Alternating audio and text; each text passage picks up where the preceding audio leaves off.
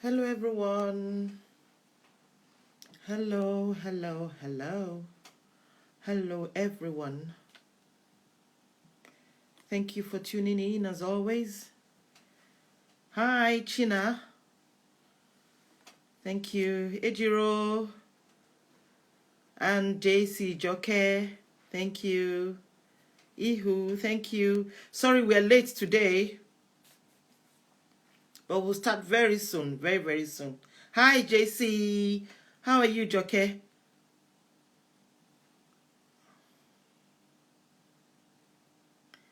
Dalapo Banjoko, welcome. Glass Sleepers Lagos, welcome. Thank you for joining in. We're waiting for Dr. Jovita. It's 9 o'clock where she is, so please bear with us because it's a bit too early for her on a Sunday, you know. So she'll be joining us very, very soon. Very, very soon. Very, very soon. Very soon. So how is everyone? How is life generally? Same here, oh, Joke. Thank you. Thank you, Joke. Joke, how far now? Should we speak after this interview?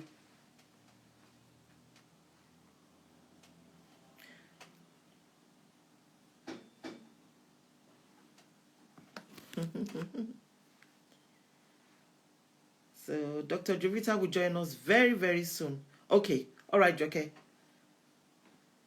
Sis Yemisi, welcome. Thank you for joining. We're waiting for Dr. Jovita. Please, let's bear with her. Hello, VAP Mom. How are you today? Hello, hello. We're waiting for Dr. Jovita. It's a bit early where she is. She's in America and it's a bit early, so but she will join us soon. Yeah. I'm happy to know that you're fine, VAP Mom, and that everybody is fine. Bimpe Olajide, welcome.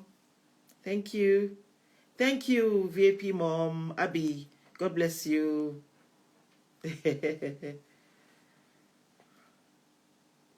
So we're waiting for Dr. Jovita. She will join us very soon. She will join us soon. Soon and very soon. Maki Lee, welcome, Maki. We're waiting for Dr. Jovita.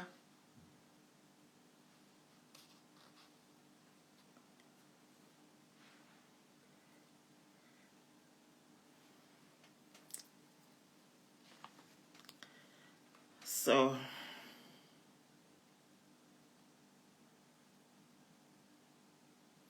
thank you, Maki. Thank you very much.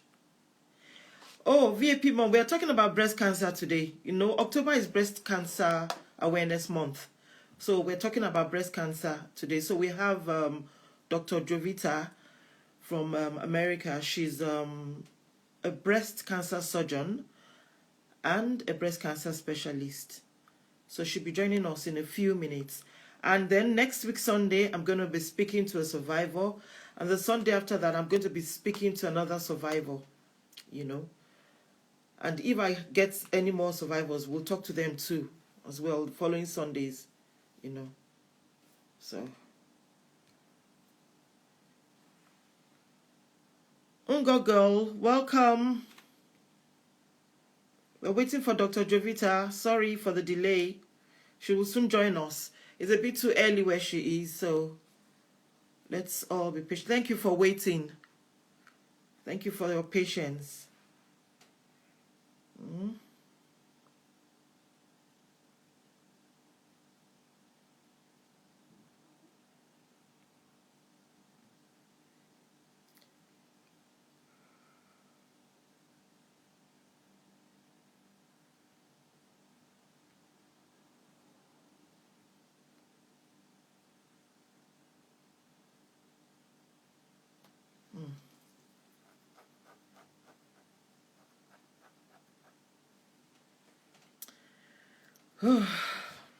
So, does anyone want to come on so that we can just be gisting while we wait for Dr.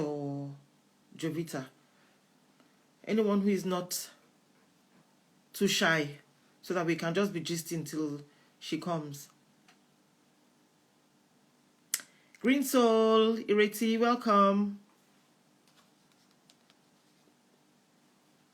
Welcome, welcome. Okay. Oh.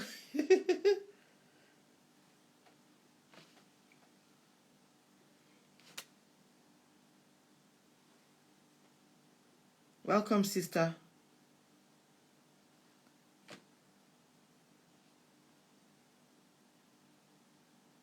Oh, okay, okay.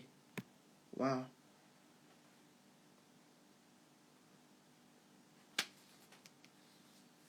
Okay, so she's ready now.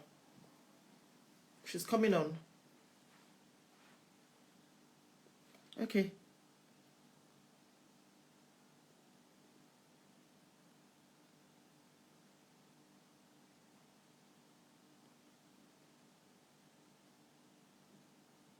Abby. But you have to. I have no request. Request to join. Request to join me.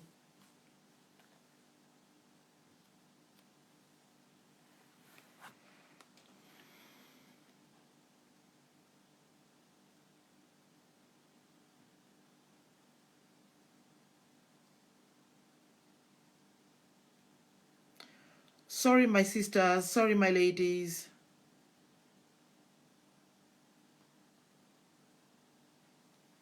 Okay.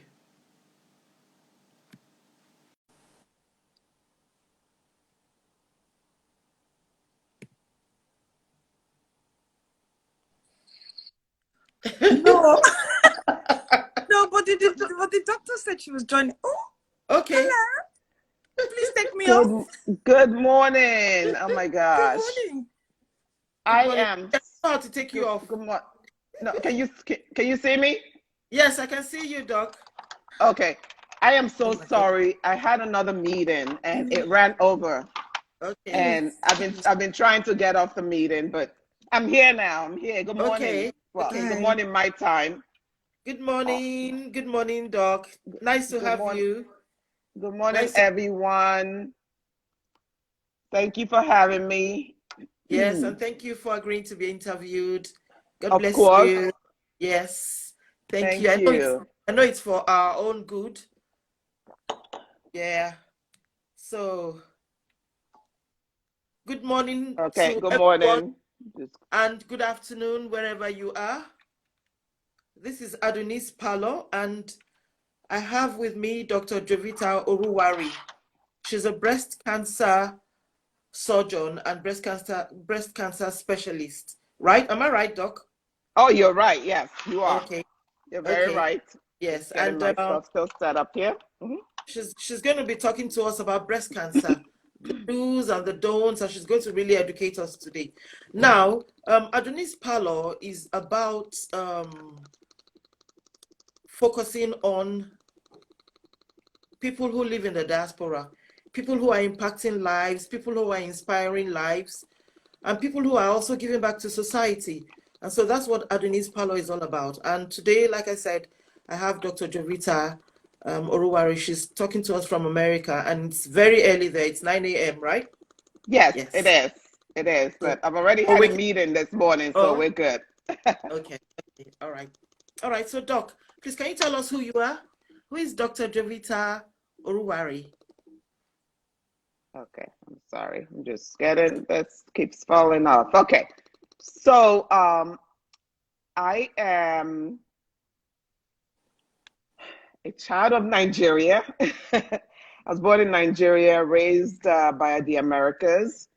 I am a woman who is very passionate about education, very passionate about health and wellness, and very passionate about breast cancer treatment, especially as it affects people of color.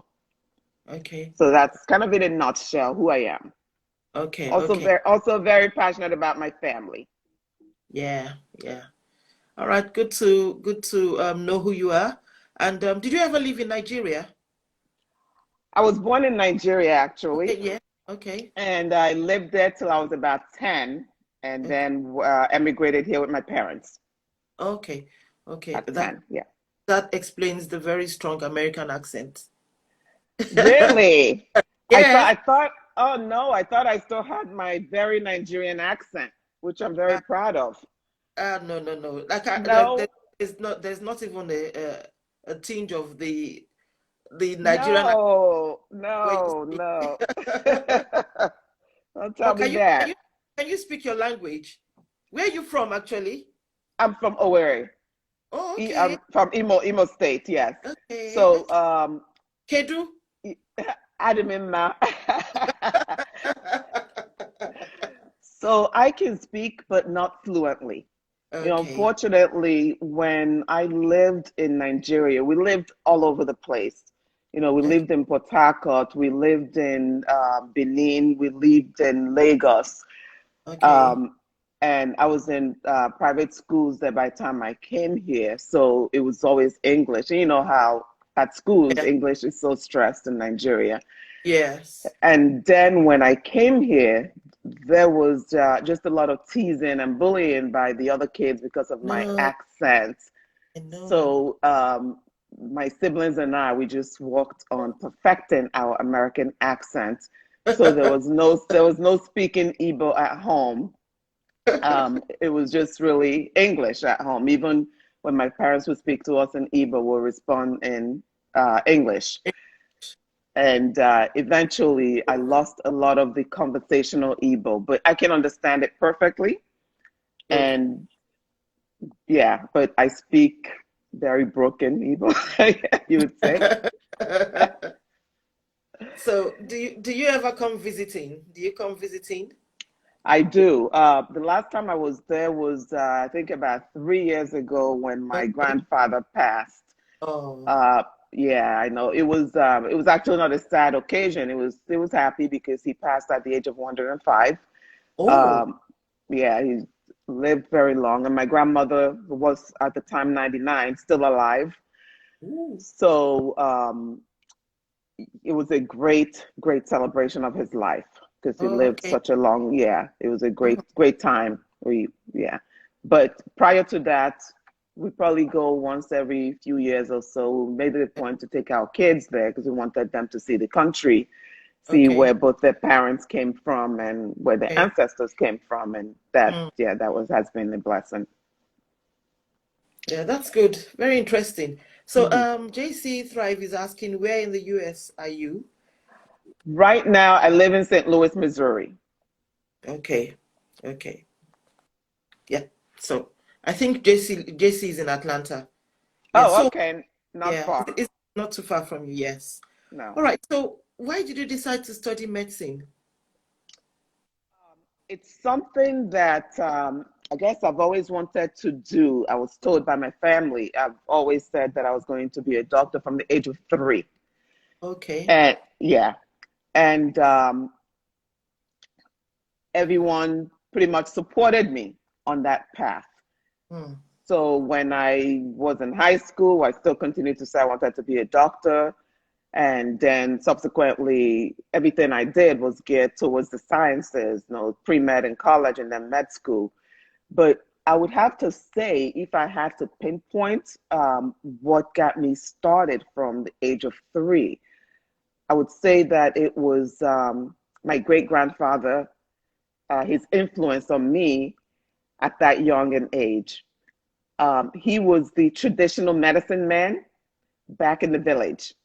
So I Oh. remember, yeah, I remember those summers and holidays as a young child going back home and sitting in my grandfather's house and Hmm. watching him blend leaves and whatnot and Hmm. having people line up to have him treat them. That would be my earliest, I guess, introduction to any form of medicine. The Wow. way that he connected with his patients, the way he treated them, the way they trusted him, and the way that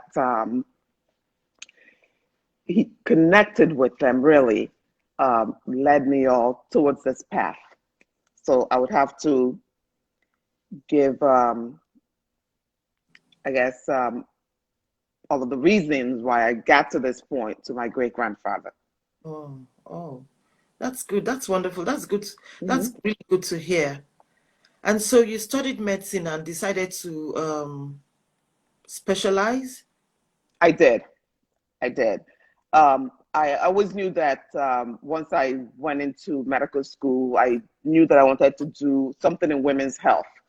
And I thought specifically about doing obstetrics and gynecology because, I was a woman and that's what women did.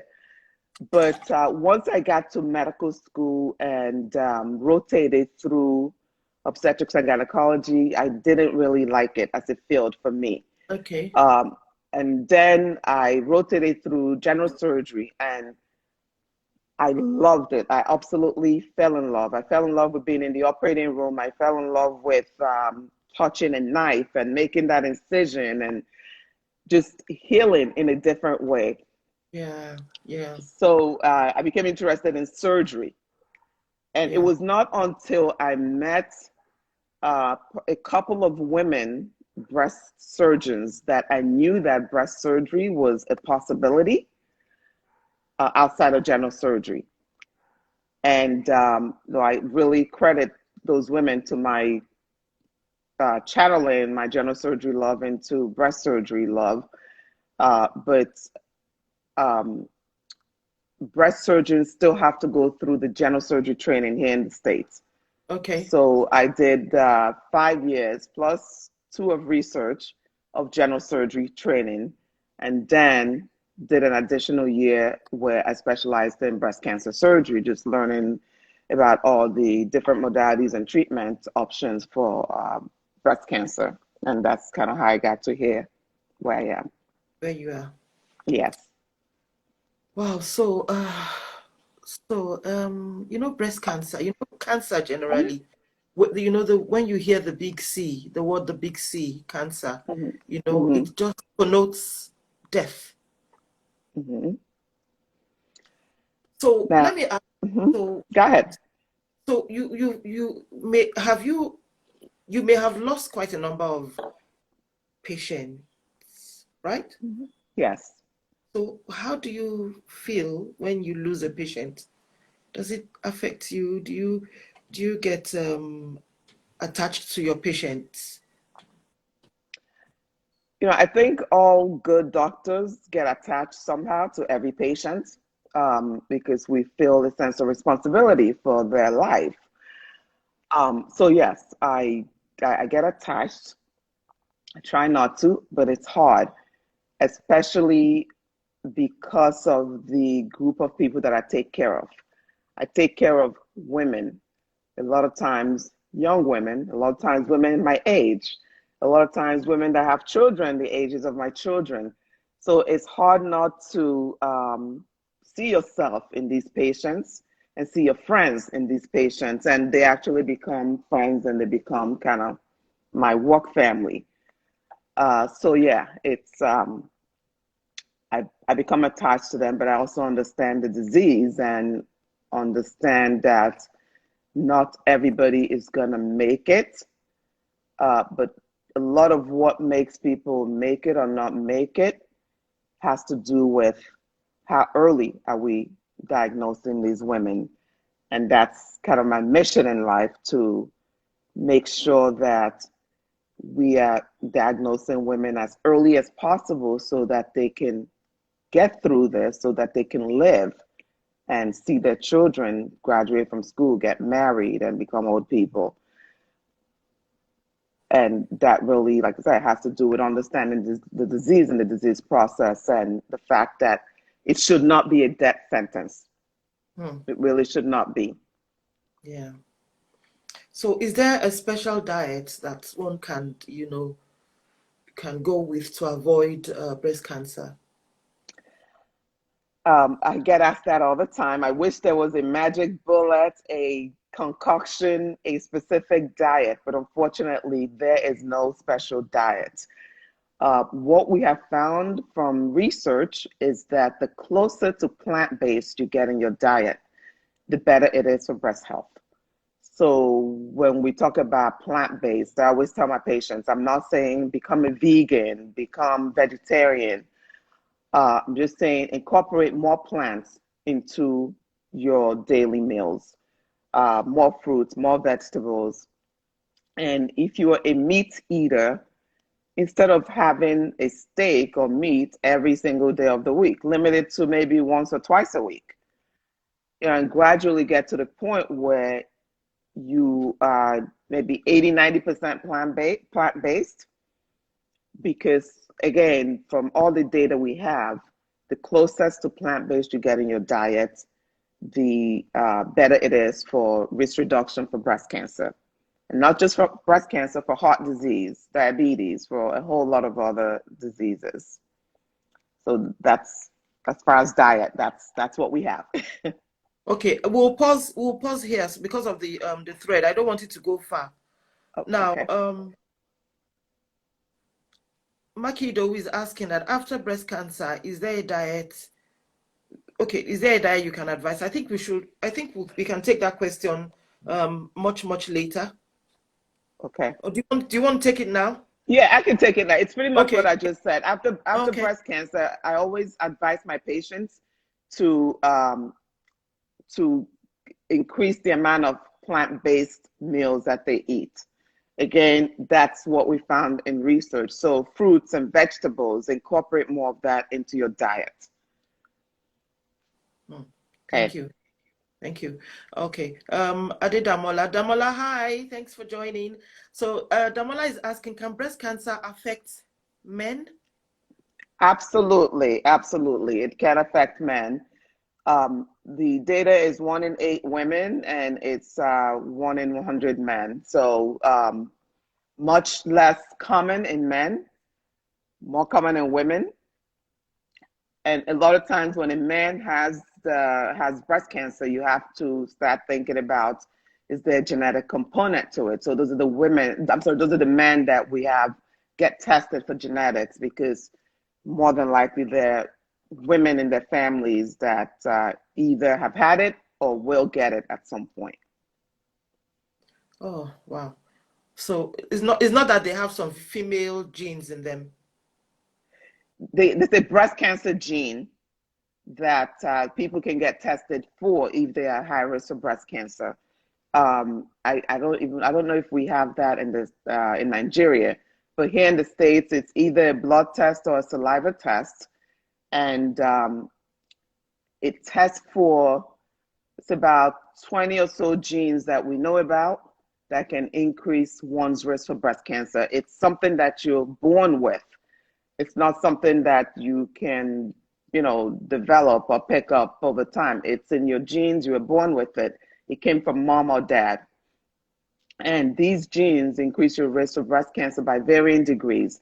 Some of them have a low risk, like 20%. Some of them have high risk, like 70%. So depending on the particular genes you have, we make recommendations about how to decrease your risk. And some of those recommendations may be that you have to have the breast removed before you develop breast cancer. So we'll do that preventatively or prophylactically. Okay. Does that make sense? Yeah, thank you. So now, some career women, when they have their children, they don't breastfeed for long. So I want to know if breastfeeding can decrease the risk of breast cancer. In data and research that we have, yes, it does decrease the risk of breast cancer. I say that, but I also say that I have met and have seen and have a lot of patients who have breastfed and still developed breast cancer. Wow. So yes, your risk can decrease by breastfeeding, but it doesn't eliminate 100% your risk of developing breast cancer. Wow. Now, you see, breast cancer, according to the latest data, I mean, is in women has surpassed lung cancer and now is the most common cancer. I mean, why is it? Why is it that? Why is breast cancer now the most common cancer? Because in the last 20, 15, 10 years, Yeah. so many people have developed breast cancer. Mhm. And it's even getting closer to home, people, Right. friends, family. Right. So, in this case, what we need to do is let's look at why do people develop breast cancer? What is the risk for breast cancer? And I kind of break it down to my patients into three main reasons why people develop breast cancer. One is hormonal. Just because we are women and we have estrogen hormones, that right there is the most common reason why anybody would develop breast cancer. So we're all at risk. So that's one. The second reason is genetics, which I just talked about. Some people are born with these genes that are passed on from either mom or dad that can increase your risk of breast cancer. And then the third reason is environmental. What do we mean by environmental? Those are the things, so this is the only thing that we actually have control over. So we don't have control over our genes, we don't have control over being a woman, but the environmental, so it's what are we eating? What are we feeding our body? That's where the diet comes into play. How are we moving our body? Are we exercising regularly? Because diet and exercise have been shown to be influential in breast cancer um, risk reduction. So that's diet, exercise, part of environmental. Are you a Yes. smoker? That can influence breast cancer risk. Are you a drinker, alcohol? That can influence breast cancer risk. Um, then the environment in which you walk in, is there a lot of pollution? Is there chemicals? Is there things there that can change the cells in your breast to turn them on to become breast cancer? So those are all environmental, and those are things that we can control. So for me, diet and exercise is the easiest, and that's what I focus on when I talk to people about risk reduction and what you can do for yourself, because you have control over what you put into your mouth. And I just told you a little while ago, we know that plant-based diet is the best way to go. So just increase the amount of fruits and vegetables you eat and decrease the amount of meats you eat, and exercise regularly. Maintain a healthy weight. The more obese you are, the higher your risk of breast cancer. Oh, So that is my long answer to that question.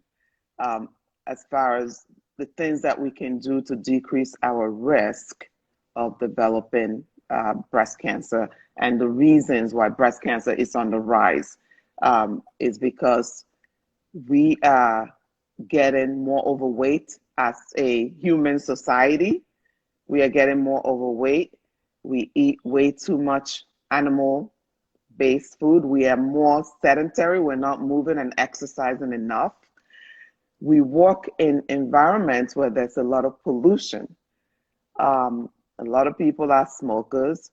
And then there's the hormones, which a lot of women, as we get older and start going through menopause, women start to take all of these hormones. Those also feed into increasing the risk for breast cancer.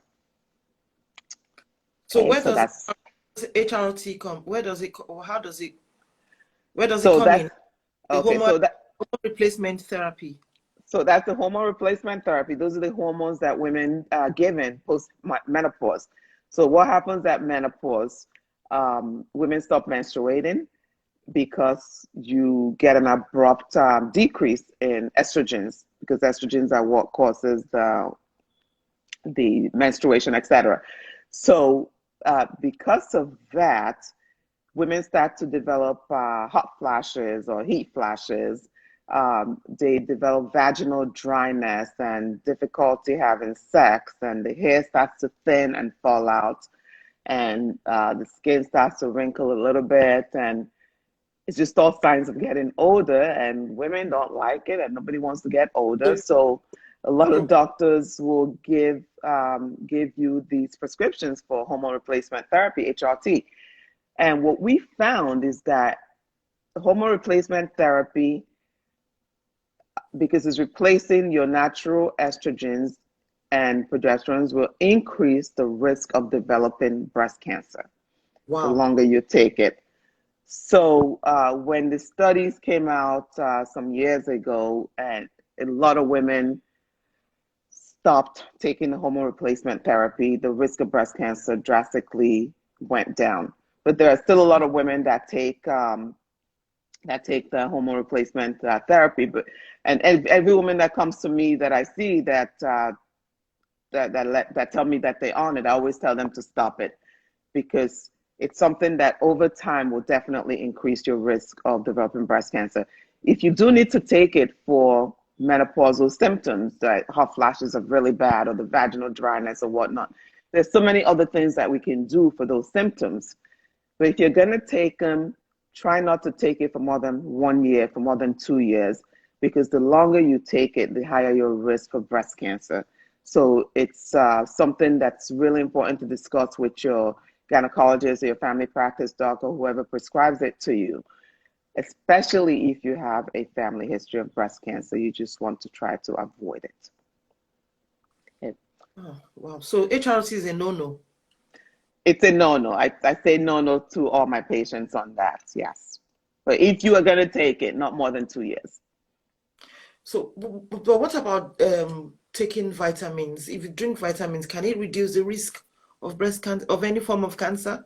No, absolutely no. Vitamins are fine if that's your thing and you want to take vitamins. That's okay. But vitamins have no role in decreasing breast cancer risk. And what everybody has to be aware of out there is that, vitamins have great intention, but a lot of vitamins are not FDA regulated. So we don't actually know what's in it. So the vitamins you're buying out there, I don't know what's in it. And so I don't advocate for vitamins. I advocate that you eat your fruits and vegetables and you get your vitamins that way. If you're eating properly and properly balanced diet, you should be able to get all the vitamins that you need. So, Doc, what is the youngest age of developing breast cancer? There's no youngest age for developing breast cancer. Breast cancer is more common the older you get. And saying that, I'm not saying that young people don't develop breast cancer. We do see a lot of young people who have breast cancer. At what And a age? lot of the youngest patient that I've seen is 19 with breast cancer. A lot of times when we see a young person who has breast cancer, they usually have the breast cancer gene, or they have the genetics of breast cancer. Somewhere along the line in the family, someone has had breast cancer, mom, dad, grandparents, whoever. And that's the importance of doing genetic testing, because the genetic testing really lets us know these women that are at high risk for breast cancer and whether or not they should be tested at a young age, so that we can properly advocate for them ways to decrease their risk. But it's a disease of older people. So the older you get as a woman, the higher your risk. But as a young person, yes, it can happen. So all women should definitely pay attention to breast and the changes that the breasts go through. Examine yourself regularly. I think you're going to ask about mammograms later, so I'll wait to talk Yeah, about that. But in fact, what was just going on in my mind, I was just, as we are speaking now, I don't know. I'm already I'm already feeling some kind of pain in my chest on this side.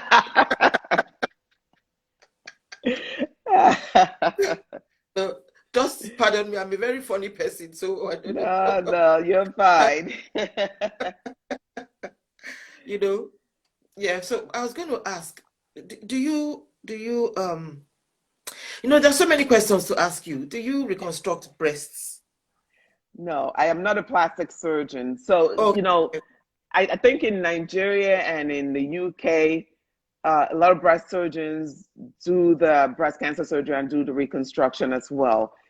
Here Okay. in the States, breast surgical oncologists like myself would do the breast removal and breast cancer surgery.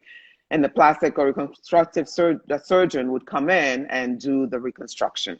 So we work as a team a lot of times, but it's not unusual to have one person do both. I just did not do the training to be a reconstructive surgeon because I just wanted to concentrate on the cancer treatment aspect of breast cancer. Okay, so when the breast, I don't know if you know this answer. So when the breast is Mhm. reconstructed, because I know that they take some skin out from the tummy to add to reconstruct the breast sometimes, or Yes. always, yes. Oh, So sometimes.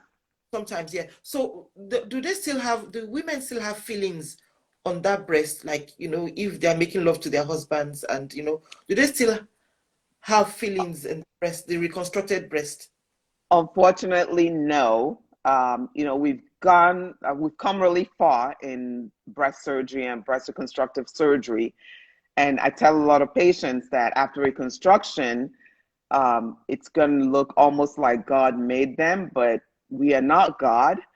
So we haven't perfected everything. When we remove the breast, we do remove all of the nerve endings. So you don't have the sensation that you would have if your breasts were still intact. That's the only thing that we haven't really quite figured out. But by looking at it, things look great. It looks like a breast, but feel wise and as far as what it does, breastfeed and etc., you're not going to be able to breastfeed and you're not going to be able to have the sensation, but it's going to look good. But will there still be sensation on the other breast? Yes, yes. If we didn't remove the other breast, yes, you will be able to have sensation on the other side. Yes, Are there only on cases the side. are there cases when you remove the two breasts? Absolutely. That's very common. We do it most commonly in women that have the gene for breast cancer that are at high risk for developing cancer on both sides. And then we do it in women that have cancer on one side, but they don't want to take a chance moving forward. They don't want to worry moving forward. So they decide and make the decision to have both removed. So we do remove both sides at the same time. And here in the States, it's something that a lot of the insurances cover. They cover the removal, they cover the reconstruction. So that's usually not an issue, but it's a very common surgery here. Hmm, hmm, hmm. So what is the survival rate of breast cancer? Survival really depends on the stage at which you were diagnosed. So the earlier you're diagnosed, the better the survival. Stage 0, stage 1 breast cancer, we have 90% plus survival over 5 years, which is excellent. So these are early breast cancers. It's still contained to the breast. It hasn't gone to the lymph nodes. It hasn't gone anywhere. And that's really what we want to see when we talk about breast cancer awareness and making people aware of their breast and going for their screenings. If you develop breast cancer, this is where we want to find it, stage 0, stage 1. So when we start talking about stage 2 breast cancer, we start going down to about 80% survival. Stage 3, we start looking at 60, 70% survival. And then when we get to stage 4 breast cancer, which is the most advanced, meaning that it's spread outside of the breast through the lymph nodes to liver, bone, um, lungs, and brain. Sometimes these are women that their survival is less than 40% over 5 years. So I never want to see an advanced breast cancer. So we want to try to keep it at stage 0, stage 1. And what are the chances of this stage 0, stage 1? What are the chances of the breast cancer coming back? With the current treatment modalities that we have, whether it be that we're just doing a lumpectomy and adding radiation, or that we're doing a mastectomy and removing the breast, and then adding some of the drugs that we have available, the risk of recurrence should be less than 10% over 10 years. So the cure rate is excellent. The risk of recurrence is low. And then also the patient too should, I mean, think positive too, because negative thinking too could also, yeah. The mind is a very powerful thing. Yes, the mind is very powerful. So yes, and that's what we try to do with the teams that we have, and we've got social workers and therapists and nurses, nurse navigators, and we've got a whole slew of people in our team that we work with that help the patients get through this and continue and foster that positive thinking. Thank you. So, Doc, please, can you put because I want people to follow you, because I know you have, I don't know if you can even tag me so that after this program, you're having, you do something, you're having a program over the week. You're going to be talking to survivors. You're going to be talking to families of survivors. Yeah, so every October, I try to do a little something different with the Instagram Live. So this month, I'm talking to doctors that have gone through breast cancer. And so there'll be 3 female physicians that have had breast cancer that I'm going to be talking to that will kind of share their story, and hopefully it will help some people.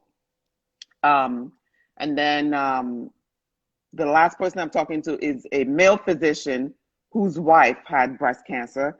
So I'm going to interview him so that he can kind of tell us from male perspective how to support your spouse going through breast cancer. So that's my 4 Instagram lives this month. It's going to be on Mondays at 7 p.m. Central. And you can kind of look at my stories on my page to see what times and who's coming on. So the first one is tomorrow at 7 p.m. Central. Okay, can you put your Instagram handle? Can you just a few minutes to just type it on so that people can just see it and then just join the program on tomorrow and the other days. That's great. I can do that. Yeah. I can remember my handle here. I'll also put it on my page so that people can see it. I think somebody asked about mammograms. We did not talk about the mammograms. Yes, but that was the next. I was going to ask. Oh, okay. How often? I mean, what is the importance of a mammogram, and how often should we do a mammogram? Okay. So mammograms are very important because mammograms are the only. I'm sorry, my camera keeps falling. Okay, here we go. So mammograms. Have you sent it? I did. I just sent it. Okay. Yep. Okay. It should be up there. I just sent it. Yeah. So mammograms are very important because a lot of times when we check ourselves, we want you to examine yourselves every month, but a lot of times you're not going to feel anything because either there's nothing there or the lump is too small to be felt. So how do we find these lumps that are too small to be felt? Because we know that the small lumps are going to be the early breast cancers, and we don't want to miss out on those. So that's where mammograms come in. Mammograms pick up things that we cannot feel. When should you start getting your mammogram? We want to start getting the mammograms at the age of 40. Some societies and some organizations will say you start at 50. I know some other countries want you to start at 60. But the American College of Radiologists, the American Society of Breast Surgeons, we all advocate that women start their mammograms at the age of 40. So once a year from the age of 40. Now, if you have a family history of breast cancer, that age changes depending on when your family member had breast cancer. It should start 10 years younger than your family member had breast cancer, or 40, whichever comes first. So if your mother had breast cancer at the age of 45, you should start at 35 with your mammograms instead of 40, because we want to start watching you sooner, because if it's a genetic type of breast cancer, you're going to be diagnosed about the same age as your mom. So we want to start screening you sooner. So that's really the importance of mammograms, is trying to find things that we cannot feel, all in the hope of finding those early breast cancers. Wow. Thank you. Thank you for all this information that you're giving us. Yeah, so do we have any questions for Doc? Wait, I just want to take this real quick. I see here, what about the risk of radiation from annual mammograms? The risk is very minuscule. You get more radiation just walking around town than from getting a mammogram once a year. So that is not true. That does not happen. Please get your mammograms. There's very minimal radiation. Let's see, shall we do mammograms if our gene test came back negative? Yes, you still need to do your mammograms once a year from the age of 40, even if your genetic test is negative, because you're a woman. And remember, as you get older, as a woman, your risk of breast cancer increases. So regardless of your genetics or your family history, there's still a risk. Yeah, yes. Anyone registered with a GP as here in the UK as female will be invited for NHS breast screening every 3 years between the ages 50 and 71. Wow. That's the NHS. That's how I guess medicine is practiced in the UK. It's a little bit different here in the States. And I would advocate for anyone that has private insurance in the UK to please get it every year, especially if you've got a family history, because so much gets missed when you skip years. And we've known that for years, but that's become more apparent over the past year. Through the pandemic, a lot of women missed their 2020 mammograms over the pandemic. And subsequently, what have we seen from January 2021 to now is an abundance of new breast cancers. These are breast cancers that we should have caught last year. And this is just from missing 1 year. Wow. So if that does not tell you that mammograms every single year is important, I don't know what will.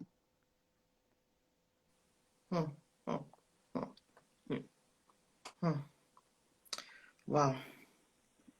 So Doc, away from breast cancer, how do you relax? How do I relax? I've got a lot of coping mechanisms. My husband's a psychiatrist, so I have a personal psychiatrist at home. No, I'm just kidding. Honestly, for me, I find it hard to relax. I feel like I always have to be doing something. I'm always in motion. I'm always doing something. I'm a big advocate of exercise. So doing these Instagram lives is probably the longest that I sit still. I'm always moving. I've got my Apple Watch. I'm always trying to get steps in. So I'm walking, I'm running, I'm at the gym, always trying to do something. I see that's all your I've seen all your Instagram pictures, you in the gym, you exercising, I've seen everything. Looking at you, you know. Yeah, that's relaxation.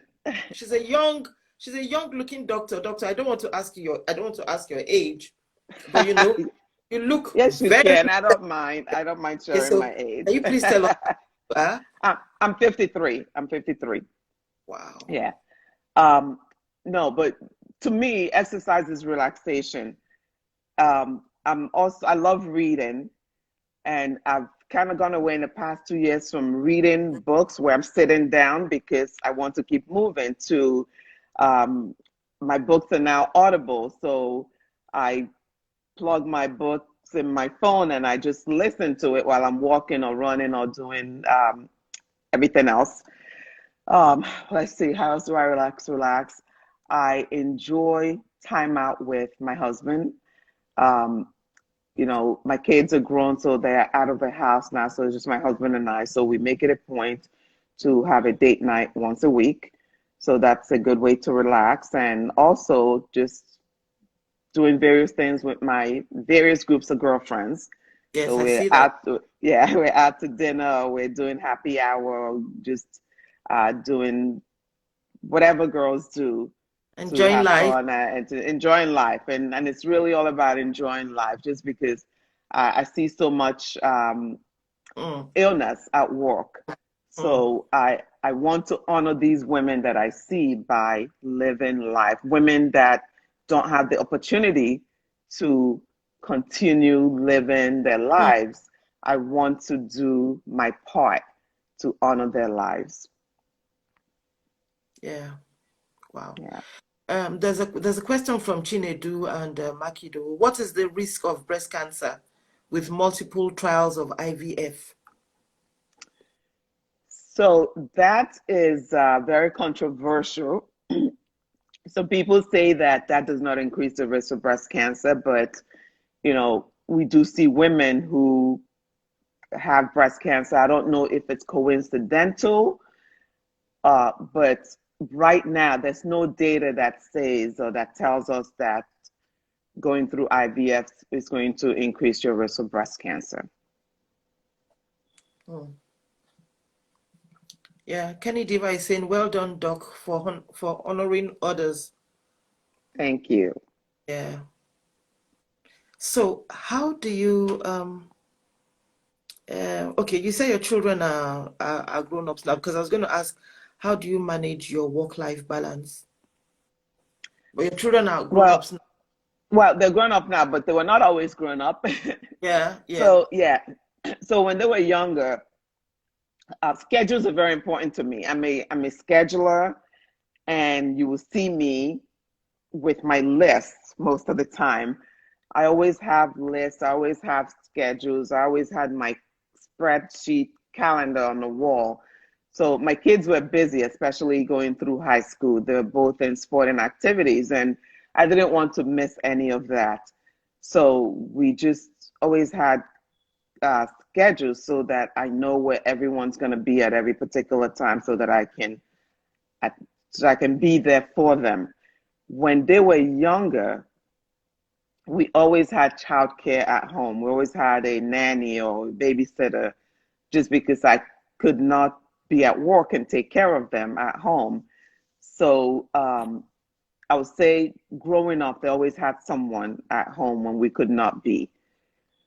And that helped a lot. And I would want to tell women out there to please throw away the mom guilt, the guilt that we put on ourselves or the guilt that other people put on you that tells you that you have to be there 100% of the time for your kids.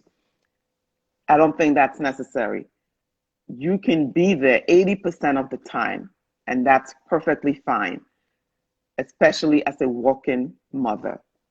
You need to be able to do work, especially meaningful work, meaningful to you, meaningful to people that you're servicing. And then you need to be able to be home to do some things. And then the times that you're not home, just have someone that you trust to be with the kids. The kids, believe me, they understand, and they are going to be fine. My kids are fine.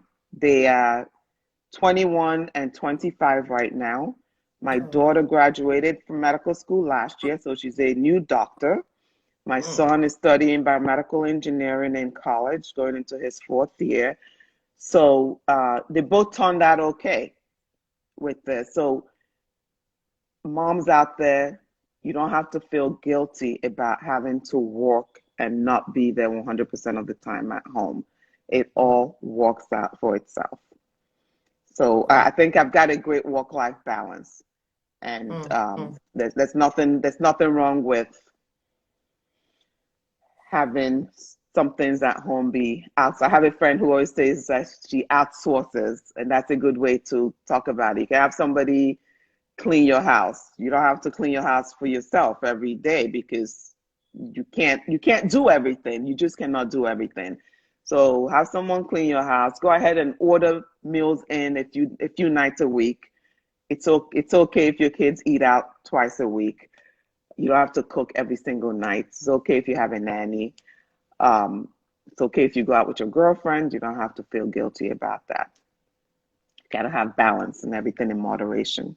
That's how you become a fully balanced person Yeah, and a whole yeah, person. yeah. Okay, Tolu Wosu is just joining us, and he's saying that he has heard that men can easily get breast cancer too. So if so, Mhm. what should men look out for? So Sure. So men really should look out for the same things that women should look out for because it presents in the same way. And in men, because you don't have as much breast tissue as women do, it's actually easier to feel a lump. Um, so you're feeling for lumps, you're feeling for things that are things that should not be there. Any kind of changes in the skin appearance, skin color, rashes that don't heal. Really, everything that's the same as what women feel for. The unfortunate thing about breast cancer in men is because we're not doing mammograms every year like we're doing for women from the age of 40. A lot of times when we do find the breast cancer, it's usually pretty advanced. So that's in the men, unfortunate in in men, men, right? Exactly, because we're not doing mammograms. So a lot of times when we do, it's because they felt a lump. And by then it's advanced. And also, men, because they're not wired to think about breast cancer, a lot of times when they do feel a lump, they kind of ignore it or they say, oh, this is nothing. Um, by the time they come see a doctor, it's already fully grown and has spread.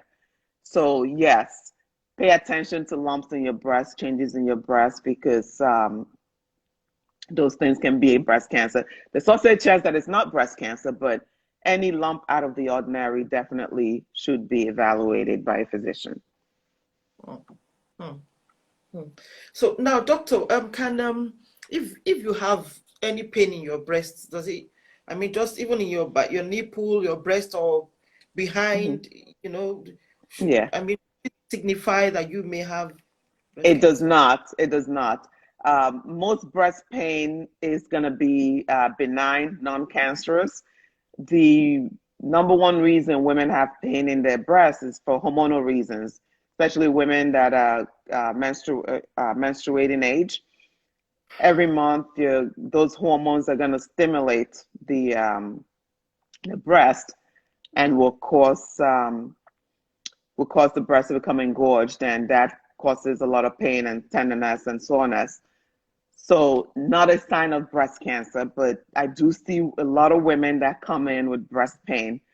And all we do a lot of times is just reassure them that everything is fine. Sometimes we do some sort of imaging to make sure and to, again, reassure them that everything is fine. But most breast pain is going to be from hormonal changes, not from breast cancer. What about discharge? So discharge, depending on the type of discharge that it is.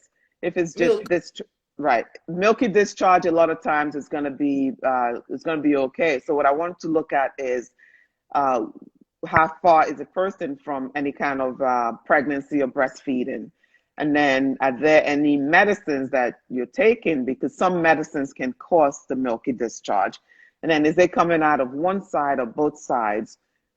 But a lot of times milky discharge is going to be non-cancerous. If the discharge is clear like water, or if it's bloody, I am more concerned about that than any other type of discharge. And especially if it's coming out on its own, that's problematic. And we need to talk about what to do with that. And you need to definitely see someone. Mm. Thank you so much, Doc. So You're what welcome. last words to us? Last words. Oh my gosh. It is Breast Cancer Month, and Breast Cancer Month should not only be 1 month out of the year, because breast cancer is a risk every single day of the year. So be aware of your breast always. Make sure that you are checking yourself at least once a month. If you are, if you do have menstrual cycles, wait for about a week after your period to check, because that's when the breasts are the least lumpy and least tender. If you are no longer menstruating, just pick a date in the calendar and check yourself every month at that date. If you feel something, please see a doctor to see what it is that you're feeling. Additionally, you should get what we call a clinical breast exam once a year by your physician, either at your yearly gynecology visits or your yearly visits with your regular doctors. Get a breast exam once a year, because you're getting a good breast exam by someone who knows what they're feeling for. And then if you are 40 and over, at least in the States, you should get mammograms once a year from the age of 40 and up. If you're not in the States, then you have to go along with the guidelines of where you are.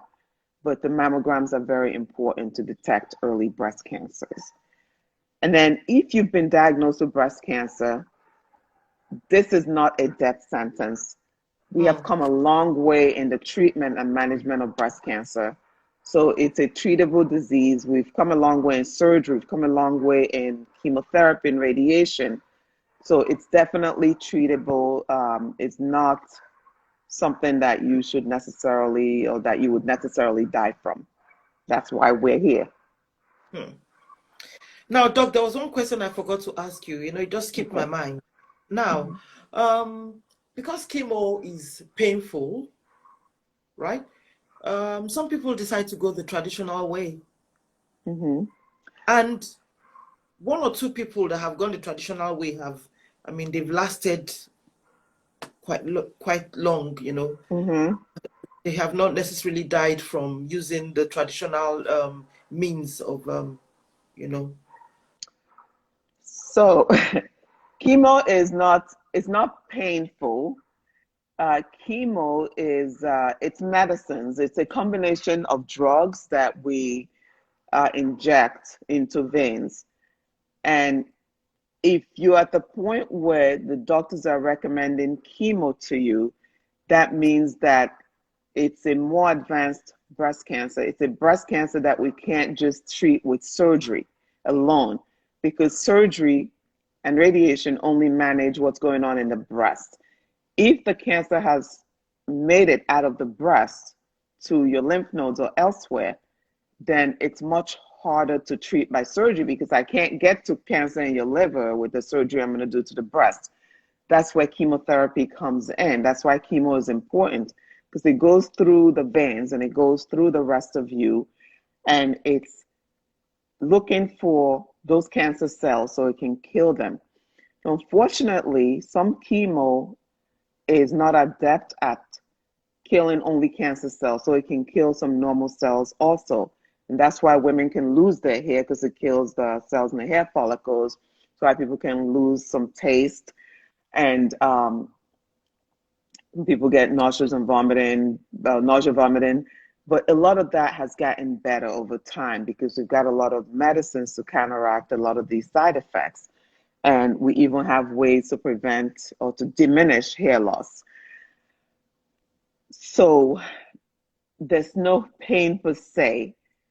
Chemo doesn't feel good, yes, but it's not painful. It can be uncomfortable from some of the nausea and some of the just not feeling well that women go through. But all of those things are short term. Things get better once you're done with your treatments. The hair grows back, but it's the only thing scientifically proven to get to those cancer cells. The traditional remedies, I don't know the science behind it, so I don't know if it works or not. I'm not going to knock traditional medicines, because you heard me tell you back in the beginning that my great-grandfather was a medicine man, and I know he did a lot of good, but the medicine he practiced is not based in Western science, and that's what I'm trained in, is in Western science. So I can't vouch for the traditional medicines that those women are taking. So I can only advocate for what I know. So chemo is important if chemo is recommended to you as part of your treatment. Thank you so much, Doc. I know it's early for you, but I was going to request that the next Sunday, when I'll be interviewing a survivor, would you be kind enough to listen in if you can? Oh, absolutely. Yes, Yeah. please. You may need to ask. Yeah, next Sunday. Next Sunday at the same time? Same time, yes. Okay. Yes, okay. Please. Because I'm going to be talking to a survivor, and we may just need to ask you one or two questions. So okay, no worries. Thank you so much. Thank you, Doc. Not a problem. Thank you for having me. Yeah. I appreciate Thank it. You for coming. Thank you. Thank you, everyone. Friend. I will. You do the same. Thank you, Yeah. everyone. And you can always reach out to me on Instagram if you have any questions. And I hope this was beneficial to everyone. I'm going to put Dr. Jovita Oruwari's Instagram handle. I'm going to put it on my page, and I'm also going to. Can you tag me? Yes. The program you're doing, tag me so I can put everything on my page. Okay, I'll do that. Yeah, so that people can just Absolutely, yeah. I'll do that. Everyone is saying thank you to you for. Thank you so much for your time. Thank you, everyone. I appreciate it. Thank you. Okay. Thank you. God bless Thank you. you. You too. Thank you. Enjoy the rest of the day. I know it's early. It is. Yeah. Thank you. Bye. Yeah. God bless. Take care. Bye-bye. Okay. Bye.